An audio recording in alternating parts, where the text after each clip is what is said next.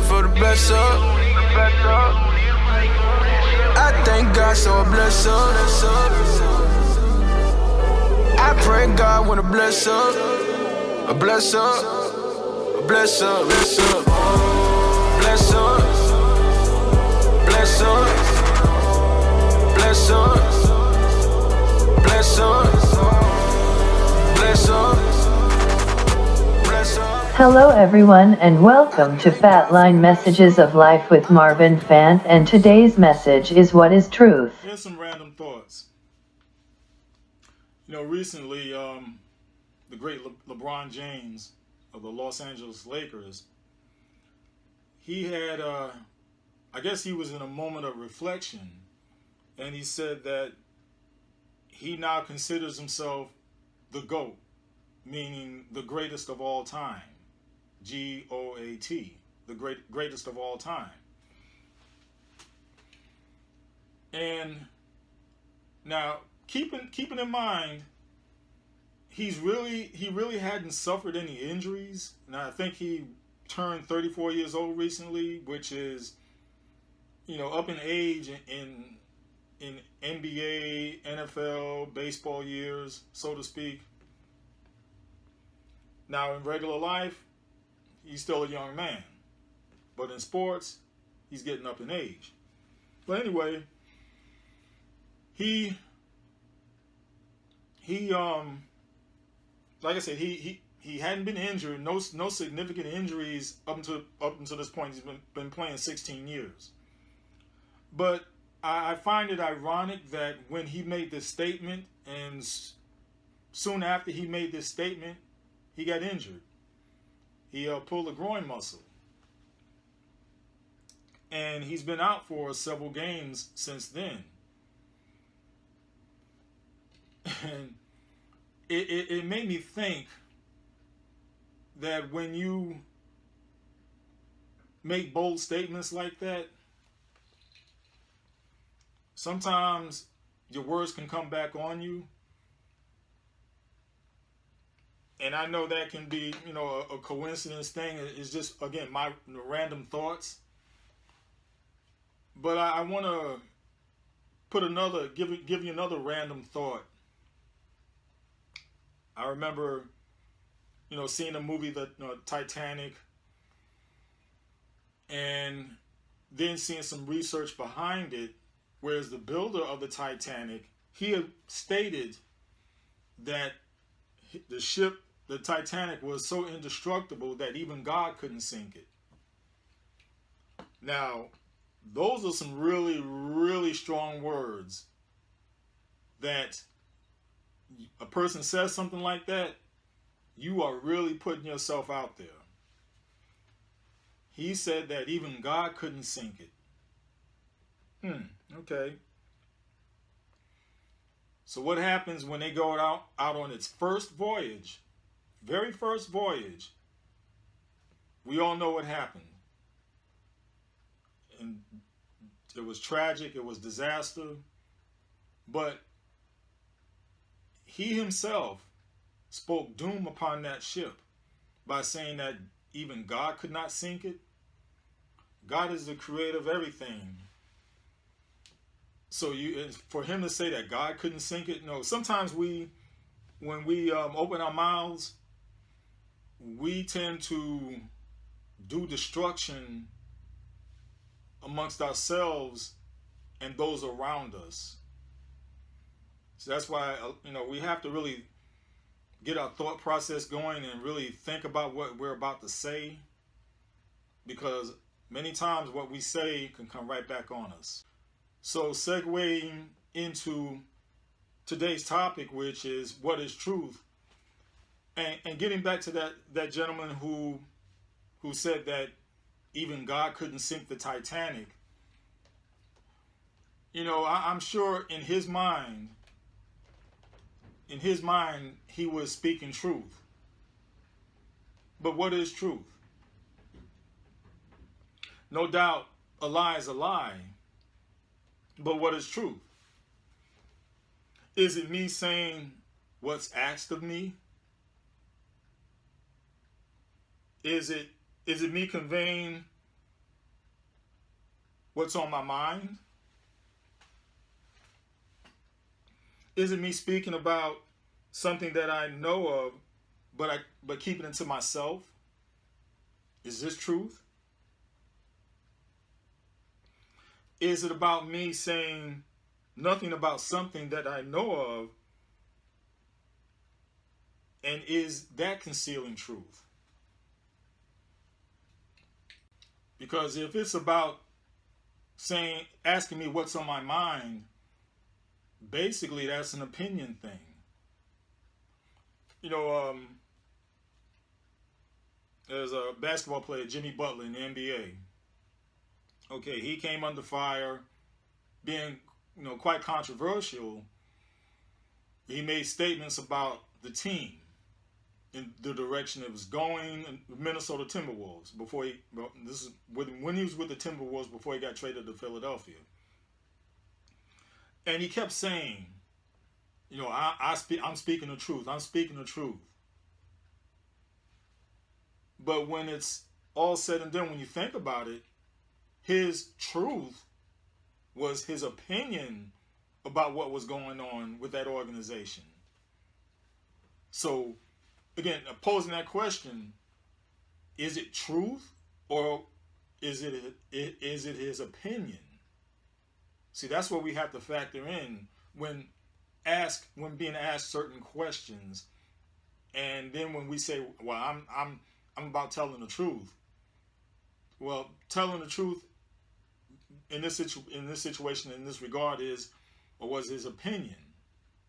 Okay, the other one, speaking about or not speaking about something that you know of, and to put it in perspective, sometimes it could be a situation of you not wanting to convey what you know for people or a person not to be hurt. Is it right to come out and say that what you know, but you know that once you reveal it, it can be detrimental? I mean, it's all a situational thing. It all depends on what's going on, who the individuals are, and what that concealment is about. Is it right for a person to say, "Well, I'm going to tell the truth, even though you were not asked of the situation," but you're going to come out and say, "Well, I know this about this person," even though it wasn't asked of you? What is truth? Is it corporately or societal in makeup and conscience? Here's an example. You have an overall viewpoint where people in their minds believe that women are not equal, minorities are not equal, other minorities thinking that other minorities are not equal.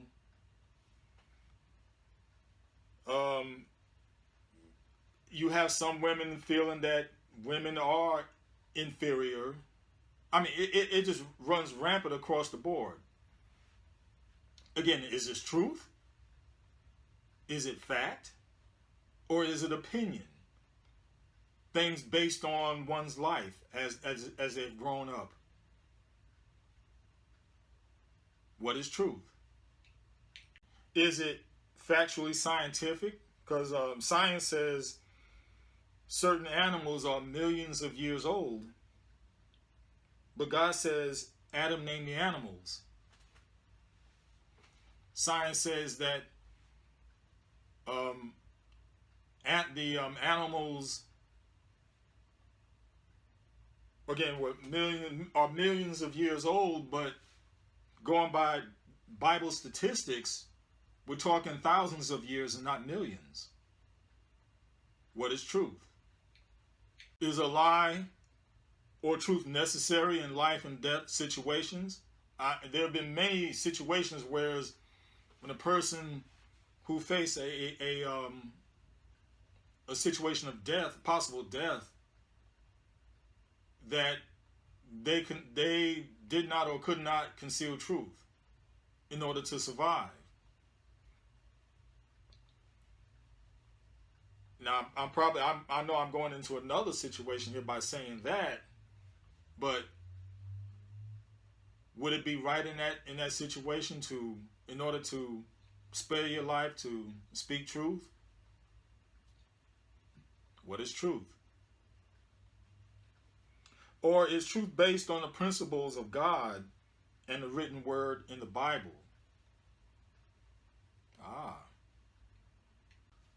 Almost 2,000 years ago, truth was put on trial and judged by people who were devoted to lies.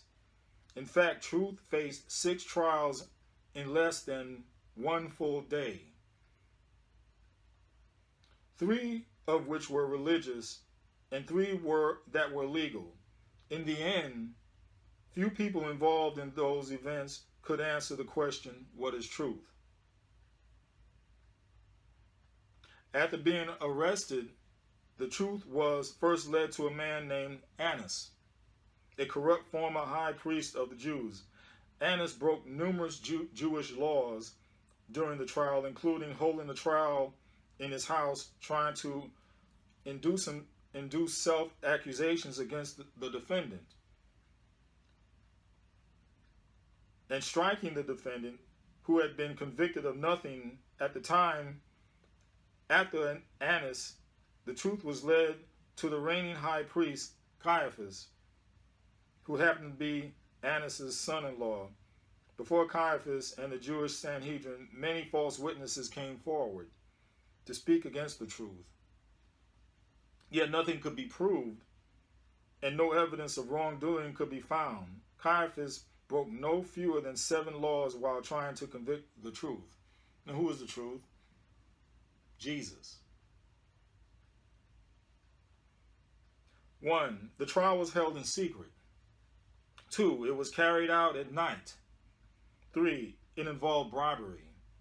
And 4. The defendant had no one present to make a defense for him. The requirement of 2 to 3 witnesses could not be met, and they used self-incriminating testimony against the defendant.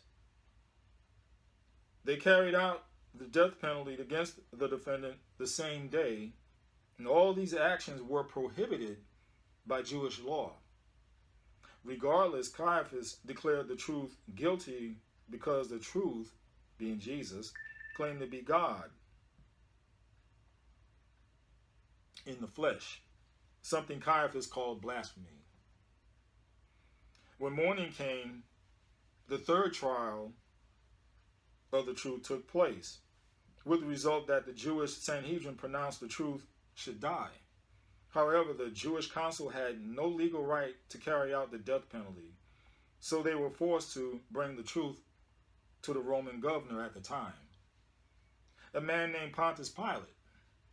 Pilate was appointed by Tiberius as the 5th prefect of Judea, and served in that capacity AD 26 to 36. The procurator had power of life and death and could reverse capital sentences passed by the Sanhedrin as the truth stood before Pilate.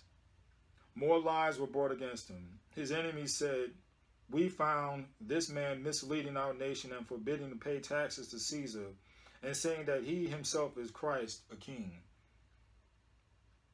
This was a lie, as the truth had told everyone to pay their taxes in Matthew 22 and 21, and never spoke of himself as a challenge to Caesar. After this, a very interesting conversation between the truth and Pilate took place. Therefore, Pilate entered again into the praetorium and summoned Jesus and said to him, "Are you the king of the Jews?" And Jesus answered, "Are you saying this on your own initiative, or did others tell you about me?" And Pilate answered, I am not a Jew, am I? Your own nation and the chief priests delivered you to me. What have you done? And Jesus answered, my kingdom is not of this world. If my kingdom were of this world, then my servants would be fighting so that I would not be handed over to the Jews. but as it is, my kingdom is not of this realm. Therefore Pilate said to him, so you are a king? And Jesus answered, you say correctly that I am a king. For this I have been born, and for this I have come into the world, to testify to the truth. Everyone who is of the truth hears my voice. Pilate said to him, what is truth? And Pilate's question, what is truth, has reverberated down through history. Was it a melancholy desire to know what no one else could tell him, a cynical insult, or perhaps an irritated, indifferent reply to Jesus' words?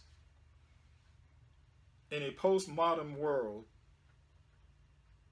that denies that truth can be known, the question is more important than ever to answer, what is truth? In defining truth, it is first helpful to know what truth is not. Truth is not simply whatever works. This is the philosophy of pragmatism and ends versus means type approach.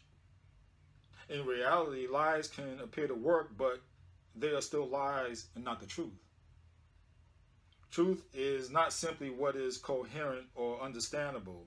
A group of people can get together and form a conspiracy based on a set of falsehoods where they all agree to tell the same false story, but it does not make their presentation true. Truth is not what makes people feel good. Unfortunately, bad news can be true. Truth is not what the majority says is true. 51% of a group can reach a wrong conclusion. Truth is not what is comprehensive. A lengthy, detailed presentation can still result in a false conclusion. Truth is not defined by what is intended. Good intentions can still be wrong. Truth is not how we know. Truth is what we know. Truth is not simply what is believed.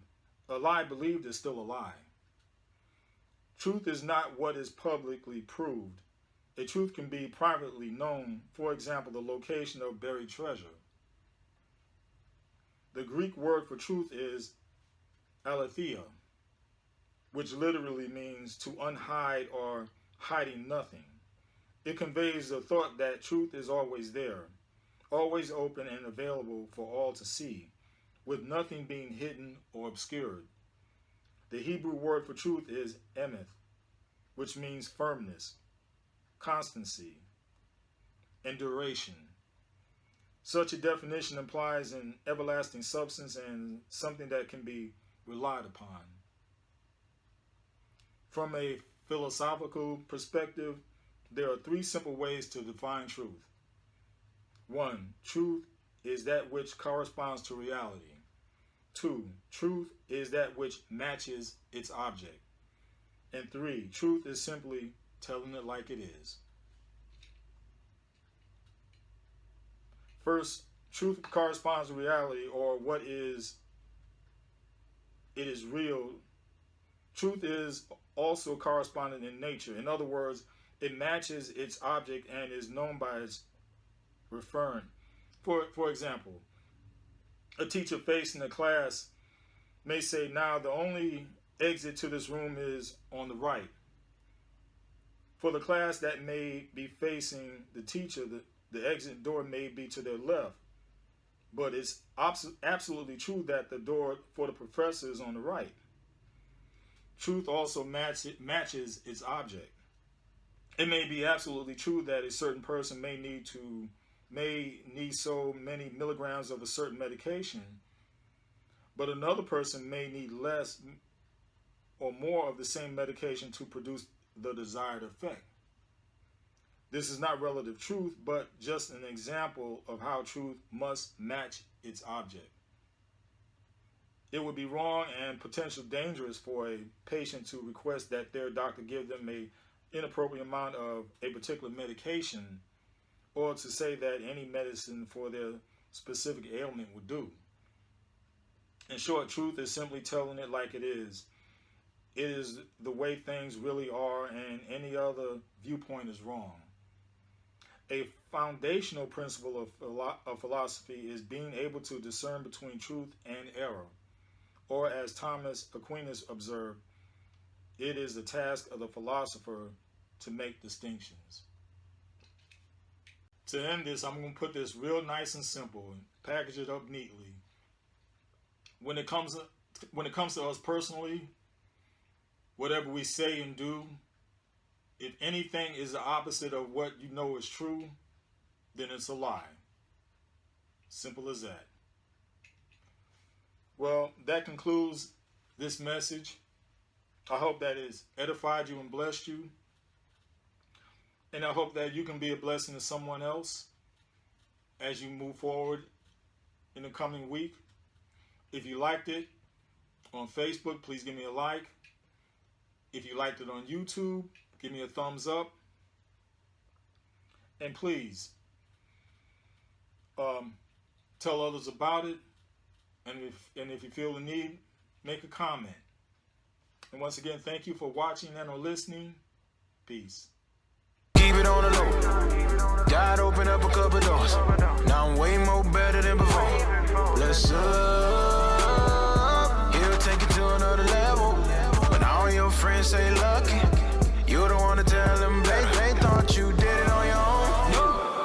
Could have been gone. Now you're on top. You way too long. Got a new ride. You way too fly. Your favor on strong. I'ma make it known. I can't help it. I thank God, so I bless her. Yeah, yeah. Bless her. I thank God, so I bless her. Bless her. I thank God, so I bless her. Yeah, yeah. Bless her. I thank God, so I bless her. I thank God, so I bless her. Bless her. I thank God for the bless her. Bless her. Bless her. Bless her.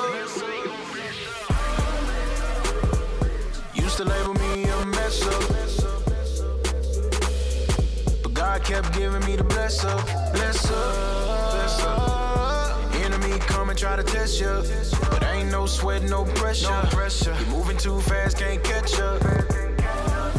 Yo, I promise you he be on it. Joy coming up in the morning. Talk about grace and he shown it up. I'ma make it known, I can't help it.